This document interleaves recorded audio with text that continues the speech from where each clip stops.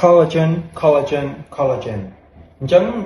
បងប្អូនដែលចាប់អារម្មណ៍តាក់ទងជាមួយនឹងផ្នែកសម្ផស្សគាត់តែងតែលើពាក្យថា collagen អញ្ចឹងយើងចង់ដឹងថាតើ collagen គឺជួយអ្វីខ្លះទី2តើ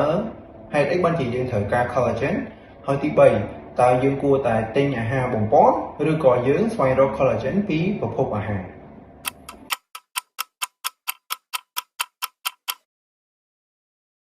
Collagen គឺជាប្រូតេអ៊ីនហើយក៏ជាប្រូតេអ៊ីនដែលមានច្រើនបំផុតនៅក្នុងរាងកាយរបស់មនុស្ស Collagen ជួយទ្រទ្រង់និងផ្ដល់នូវរចនាសម្ព័ន្ធចំពោះសរីរាង្គមួយចំនួនដូចជាសក់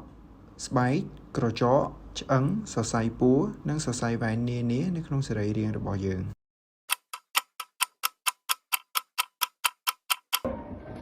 ចាប់ពីអាយុ25ឆ្នាំឡើងទៅគឺ collagen យើងនឹងបាត់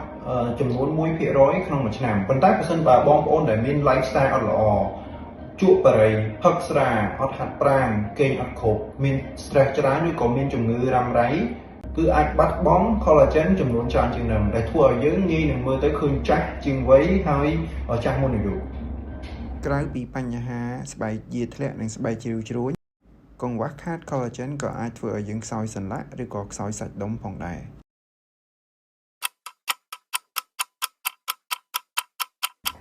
អូខេអញ្ចឹងសំណួរដែលសំខាន់សួរថាតើយើងគួរតែទិញ collagen ជាអាហារបំពន់ឬក៏យើងអាចរក collagen ហ្នឹងនៅក្នុងអាហារបានសម្រាប់ខ្ញុំចម្លើយដ៏ខ្លីសាមញ្ញគឺថាអត់ទិញអាហារបំពន់ទេអត់ចង់ចំណាយលុយបន្ថែមគឺអាចស្វែងរកនៅក្នុងអាហារបានអញ្ចឹងថ្ងៃនេះគឺខ្ញុំសូមណែនាំអាហារ5យ៉ាងដែលបងប្អូនអាចញ៉ាំឲ្យសម្បូរ collagen ច្រើនអញ្ចឹងទី1គឺស៊ុបឆ្អឹងគោជាពិសេសគឺសម្បូរ collagen ខ្លាំងណាស់នៅពេលដែលយើងរំងាស់វាកាន់តែយូរអញ្ចឹងស៊ុបឆ្អឹងគោឬក៏ស៊ុបមាន់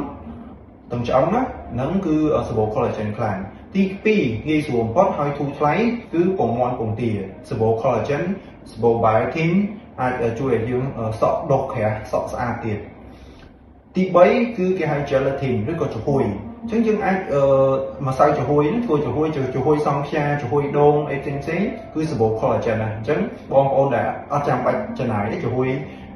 ម្សៅចំហុយយកមកធ្វើពេញម្ទេសទី4គឺថ្លើមមាន់គឺសម្បូរ collagen ច្រើនណាអញ្ចឹងអាចញ៉ាំអាសាញ៉ាំថ្លើមមាន់ទៅហើយសម្បូរវីតាមីន A ទៀតអញ្ចឹងចុងក្រោយគឺសាច់ត្រីបងប្អូនដែលគាត់ញ៉ាំត្រីជាប្រចាំគឺសម្បូរ collagen ហើយសម្បូរ protein ដែលជួយឲ្យយើងស្រកគីឡូ